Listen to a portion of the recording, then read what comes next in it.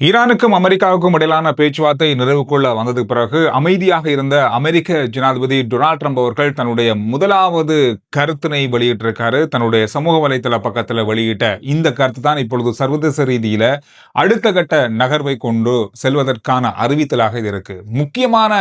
மிக முக்கியமான இடத்துல கை வச்சிருக்காரு. அதாவது ஹூமூஸ் கால்வாயை இப்பொழுது அமெரிக்க ராணுவம் அந்த பிரதேசத்தால போற கப்பல்களை கட்டுப்படுத்த போகிறது. இந்த கப்பல்களுக்கான கட்டணத்தை ஈரானுக்கு யாராவது செலுத்தி, அதாவது ஈரான் ஏற்கனவே கொண்டு வந்திருக்கிற கப்பலுக்கான கட்டணங்களை செலுத்தான் போகணும்னு சொல்லிருக்காங்க தானே. இந்த மாதிரி ஏதாவது கட்டணங்கள் செலுத்தப்பட்டு ஏதாவது ஒரு கப்பல் ஹோமூஸ் கால்வாய் வழியாக பயணிக்குமாக இருந்தால் அந்த கப்பல் தடுத்து நிறுத்தப்படும். அந்த கப்பல் சர்வதேச எல்லையில் பயணிக்க முடியாத நிலைக்கு செல்லும், ஆபத்தான கட்டத்தை இது கொண்டு செல்லும் என்ற மாதிரியான எச்சரிக்கையை முன்வைத்திருக்காரு. அவர் என்னென்ன விடயங்களை சொல்லியிருக்காரு, ஏன் இந்த பேச்சுவார்த்தை சரியான முறையில எட்டப்படலை என்றதுக்கான காரணங்களையும் வெளியிட்டிருக்காரு. அடுத்து வரப்போற விஷயங்கள் என்னென்ன அமெரிக்கா எடுத்திருக்கிறது என்பது தொடர்பான தகவலையும் அவருடைய சமூக வலைதள பக்கத்துல வெளியிட்டிருக்காரு. சர்வதேச ஊடகம் முழுவதும் நிறைந்து கிடக்கிறது இந்த செய்தி. என்ன விஷயத்துல ஒத்து போகல, எது முக்கியமான காரணமாக இருக்கு அப்படின்ற தகவல்கள் எல்லாம் வெளியிட்டிருக்காரு. அமெரிக்க அதிகாரிகள் மரியாதையுடனும் நட்புடனும் நடந்து கொண்டார்கள். அதே போல ஈரானிய பிரதிநிதிகளும் அதே மாதிரியான நட்புடனும் மரியாதையாகவும் நடந்து கொண்டதாக அறிய கிடைத்தது. ஈரான் முதல்ல ஹோமூஸ் கால்வாய் வழியாக செல்லுகின்ற கப்பல்களுக்கு முழுமையான அனுமதி வழங்குவதாக சொன்னாங்க. ஆனால் பேச்சுவார்த்தை நடக்கும் வரைக்கும் அதை அவங்க செய்யல. இந்த பேச்சுவார்த்தையில பலதரப்பட்ட விடயங்கள் ஓரளவுக்கு ஒத்து போனது. ஆனால் ஈரான் அணு ஆயுதம் தயாரிப்பதுல இன்னும் அதே உறுதியோடு இருக்காங்க, அதே நிலைப்பாட்டில் இருக்காங்க. அதை கைவிடுறதுக்கான எந்த விதமான ஒரு அறிகுறியையும் அவங்க சொல்லலை. அதுல அவங்க ஒரே படியில இருக்க, நாங்க அதை செய்வோம் அப்படின்ற ஒரு எண்ணத்தெல்லாம் இருக்காங்க. இதைத்தான் நான் ஆரம்பத்திலிருந்தே சொல்லி வரேன். எனவே ஈரான் அணு ஆயுதம் வைத்திருப்பதற்கு அமெரிக்கா அனுமதிக்காது. எனவே ஈரான் அணு ஆயுதத்தை வைத்திருக்க கூடாது என்பதே அமெரிக்காவுடைய நிலைப்பாடு. எனவே அந்த விடயத்துல அவங்க இன்னும் அதே நிலைப்பாட்டில் இருக்கிறதால இந்த பேச்சுவார்த்தை முழுமையாக முற்றுப்பெறவில்லை. பல முக்கியமான காரணங்கள், முக்கியமான கோரிக்கைகள்ல ஒத்து போயிருந்தாலும் இது ஒரு பிரதானமான காரணமாக இருக்கிறதால அத்தனையையும் இப்பொழுது நிறைவுக்குள்ள கொண்டு வந்திருக்கிறோம். எனவே அமெரிக்காவுடைய கடற்படை கப்பல்கள் இப்பொழுது ஹோமூஸ் கால்வாயை இப்பொழுது முற்றுகையிடுறது அல்லது அங்கு இருக்கின்ற கப்பல்களை உள்வாங்கி தாங்களே அதை வெளியில் அனுப்புவதற்கான நடவடிக்கைகளை செய்வதற்கான உத்தரவு பிறப்பிக்கப்பட்டிருக்கிறது என்ற தகவலையும் வெளியிட்டிருக்காரு. ஹோமூஸ் கால்வாயை தங்களுடைய கட்டுப்பாட்டில் கொண்டு வரத்திற்கு, அதாவது அங்க போற கப்பல்கள் எல்லாத்தையுமே அவங்க தான் கண்ட்ரோல் பண்ண போறாங்க. இந்த கப்பல்களை எந்த கட்டணமும் செலுத்தக்கூடாது. எந்த கட்டணமும் செலுத்தி, அதாவது ஈரானுக்கு ஏதாவது கட்டணங்கள் செலுத்தினால் அந்த கப்பல் சர்வதேச கடல் எல்லையில் பயணிக்க முடியாது. இதுதான் அமெரிக்காவுடைய மிகப்பெரிய ஒரு நிலைப்பாடாக இருக்கிறது. அமெரிக்காவுடைய கடற்படையினர் இப்பொழுது ஹோமூஸ் கால்வாயை சுற்றி இருக்கிறார்கள். அங்கு வைக்கப்பட்டிருக்கின்ற வெடிகுண்டுகளை அகற்றி இருக்கிறார்கள். இதுல இன்னும் பல நாடுகளுடைய கப்பல்களும் இணைத்துக் கொள்ளப்படும் அப்படின்ற மாதிரியும் சொல்றாரு.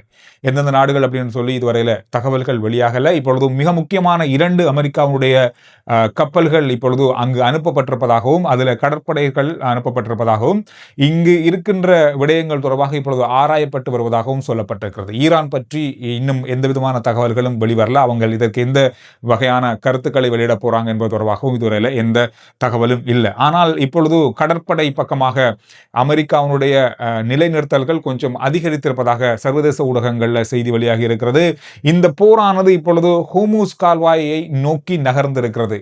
இது இப்ப ஆரம்பிக்கப்பட்ட போரினுடைய நோக்கம், இப்பொழுது இருக்கின்ற போரினுடைய நோக்கம் வேறு விதமாக மாறி இருக்கிறது.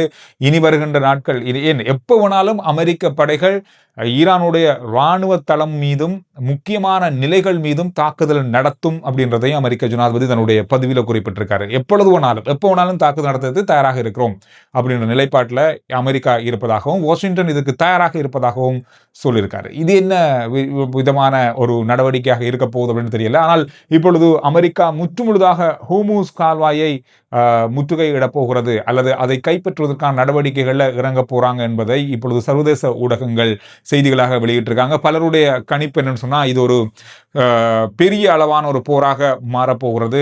இது நாட்டுக்குள் நடக்காம இது எல்லை போராக அல்லது இந்த கால்வாயை மீட்பதற்கான ஒரு போராக இது நடக்க போகுது. இது தரைவழியான அல்லது நேரடி தாக்குதலாக இருக்கக்கூடிய வாய்ப்புகள் நிறைய இருக்கு அப்படின்னு சொல்லப்படுது. இது எந்த இடத்துல ஆரம்பிக்கப்பட போகுது அப்படின்றதான் இதுல இருக்க பெரிய ஒரு கேள்வியே. யார் இதுல முதல்ல தொடங்க போறாங்க என்பதுதான். ஆனால் அமெரிக்கா இப்பொழுது இந்த ஹோர்முஸ் கால்வாயை கட்டுப்படுத்துறதுக்கு நடவடிக்கை எடுத்திருப்பதன் காரணமாக ஈரானுடைய நிலைப்பாடு எவ்வாறு இருக்க போகுது அப்படின்றது பொறுத்துதான் இந்த போருடைய அடுத்த கட்ட நகர்வுகள் இருக்கும் என்று சொல்லப்பட்டிருக்கிறது. எனவே இனி இந்த பேச்சுவார்த்தை ஒன்று நடக்குமா அப்படின்ற கேள்வி இப்பொழுது எழுந்திருக்கிறது. அது தொடர்பாக எந்த விதமான தகவலும் ரெண்டு பக்கமும் இருந்து இதுவரைக்கும் வெளியாகல. இன்று மாலை வேளையில இஸ்லாமாபாத்திலிருந்து ஈரானிய பிரதிநிதிகள் ஈரான் நோக்கி புறப்பட்டதாக பாகிஸ்தான் உத்தியோகபூர்வமா அறிவிச்சிருக்காங்க. இன்று காலையிலே அதிகாலை வேளையிலே அதாவது பேச்சுவார்த்தை முடிந்து ஒரு 15 நிமிடத்திலேயே அமெரிக்க பிரதிநிதிகள் ஒடியாக அமெரிக்கா சென்றிருக்காங்க. இது தொடர்பான அத்தனை தகவல்களையும் ஜனாதிபதி டொனால்ட் ட்ரம்பிடம் வழங்கியதுக்கு பிறகுதான் அவர் இந்த கருத்துக்களை சமூக வலைதள பக்கத்துல வெளியிட்டிருக்காரு. அனுசரணை ஆண்கள் பெண்கள் குழந்தைகளுக்கான புத்தாண்டு ஆடைகள் ஜுசியல் ஜுசி கொட்டஹெனா வெள்ளவத்தை மற்றும் ஹேட்டன். இஸ்ரேலிய ஊடகம் ஒரு தகவலை இன்றைய நாளில் வெளியிட்டிருக்காங்க. லெபனானுக்கும் இஸ்ரேலுக்குமான போர் தொடர்ந்து நடந்து கொண்டு இருக்கும். அதுல எந்த மாற்றமும் இருக்காது. ஹிஸ்புல்லா அமைப்புக்கு எதிரான தாக்குதலை தாங்கள் தொடர்ந்து நடத்துவோம் என்பதில் அவங்க உறுதியாக இருக்காங்க. ஆனால் லெபனானுக்கும் இஸ்ரேலுக்குமான பேச்சுவார்த்தை மிக விரைவில் நடக்கும் சொல்லி அறிவிக்கப்பட்டிருக்கிறது. அதோட இஸ்ரேலிய ஊடகத்தில் வந்த இன்றைய உத்தியோகபூர்வமான ஒரு செய்தியில இதுவரைக்கும் இந்த 44 நாட்கள்ல ஈரானுக்கு எதிராக இஸ்ரேல் நடத்திய போருக்காக செலவழிக்கப்பட்ட பணம் இஸ்ரேலிய நாணயத்துல 35 பில்லியன் சொல்லப்படுது. அமெரிக்க டாலர்களை பார்த்தா 11.5 பில்லியன். புத்தாண்டை முன்னிட்டு நேற்று 11ஆம் தேதி இன்றைக்கு 12, 13, 14ஆம் தேதி வரைக்கும் எந்த இடத்திலும் இலங்கையின் எந்த இடத்திலும் நீர் விநியோகம் துண்டிக்கப்பட மாட்டாது என்பதை நீர்வளங்கள் வடிகால் அமைப்பு சபை அறிவித்திருக்காங்க. நேற்றிலிருந்து இந்த நடவடிக்கை எடுக்கப்பட்டிருக்கின்றது. 15ஆம் தேதிக்கு பிறகு அளவுகள் தீர்மானிக்கப்படும், எவ்வளவு மணித்தியாலம் எங்கெங்க அப்படின்றது தீர்மானிக்கப்படும் சொல்லியிருக்காங்க. ஆனால் கடந்த சில மணித்தியாலங்களுக்கு முன்பு நேற்றைய நாளிலையும் பல நீர்நிலைகளை அண்மித்த பகுதிகளில் மழை பெய்திருக்கிறது. எனவே இந்த 4 நாட்களுக்கும் நீர் விநியோகத்தை மட்டும் அதாவது தடை செய்யாமல் இருப்பதற்கு 15 லட்சம் கன அடி நீர் தேவைப்படுகிறதாம். அந்த அளவுக்கு இந்த நீர்கள் எந்தவித தடையும் இல்லாமல் வழங்குவதற்கு தேவைப்படுவதாக அந்த நீர் இப்பொழுது நீர்நிலைகளில் இருப்பதன் காரணமாக புது வருடத்தை முன்னிட்டு இந்த நீர் விநியோக தடை இருக்காதுன்னு சொல்லியிருக்காங்க. இதோட தேவையான இறக்குமதி செய்யப்பட்ட உணவுப் பொருட்கள் நாட்டில் இருக்கு. யாரும் உணவுப் பொருட்கள் தட்டுப்பாடு இல்லை அப்படின்ற பதட்டம் அடைய தேவையில்லை. தேவையான அளவு உணவு தட்டுப்பாடு இல்லாத அளவுக்கு உணவுகள் இருக்கு இலங்கையில் அப்படின்னு சொல்லியிருக்காங்க. அதோடு தமிழ் சிங்கள புத்தாண்டை முன்னிட்டு நாடு முழுவதும் இலங்கையின் அத்தனை பிரதேசங்களையும் மையப்படுத்தி காவல்துறை அதிகாரிகள் 20,000 பேர் காவல் கடமையில் இருக்காங்க. அதாவது புத்தாண்டு நிகழ்வுகள், புத்தாண்டு விடயங்கள் தொடர்பாக, மக்கள் போக்குவரத்து தொடர்பான பேருந்து நிலையங்கள் என்று முக்கியமாக மக்கள் அதிகமாக இருக்கின்ற பிரதேசங்களை குறிவைத்து இந்த பாதுகாப்பு நடவடிக்கைகள் மேற்கொள்ளப்பட்டிருக்கிறது.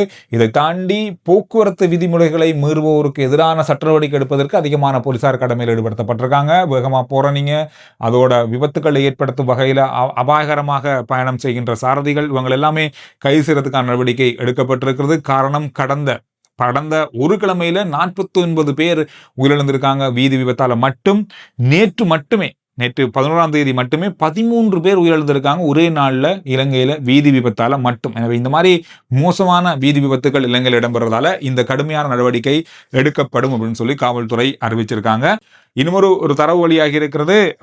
மாக்கும்புர பஸ் தரிப்பு நிலையத்துல இருந்து இந்த கிழமையில மட்டும் புத்தாண்டுக்காக மட்டுமே 55,000 பயணிகள் சொந்த ஊர்களுக்கு பயணம் செஞ்சிருக்காங்க. பேருந்துகள்ல மட்டும், தனியார் வாகனங்கள் புகையிரத்தை தாண்டி இந்த பேருந்து நிலையத்திலிருந்து மட்டுமே. இது எப்படி கணக்கெடுத்துக்காங்கன்னா இப்ப அங்க டிஜிட்டல் முறையிலான பேருந்து கட்டண முறைமை இருக்கிறதால இதை கணக்கெடுத்திருக்காங்க. நேற்று அதிகமானவங்க பயணம் செஞ்சிருக்காங்க இந்த பஸ் நிலையத்திலிருந்து மட்டுமே. எனவே இந்த பஸ் நிலையத்தில் திரும்ப வரத்துக்கான நடவடிக்கைகளுக்கும் மேலதிகமான பேருந்து சேவைகள் 15ஆம் தேதியிலிருந்து ஆரம்பிக்கப்பட்டிருப்பதாகவும் சொல்லப்பட்டிருக்கு. இந்த விஷயங்கள் தான் கடந்த மணித்தியாலங்களில் பார்க்கப்பட்ட மிக முக்கியமான செய்திகளுடைய சுருக்கம். ஆர்ஜே சந்துரு ரிப்போர்ட் வாட்ஸ்அப் தன்னுடைய லிங்க் முதல் கமெண்ட்ஸ்லையும் டிஸ்கிரிப்ஷனில் இருக்கு. ஃபாலோ பண்ணி வைங்க. சுருக்கமான விரைவான செய்திகளை வாட்ஸ்அப் மூலமா நீங்க அறிந்து கொள்ளலாம்.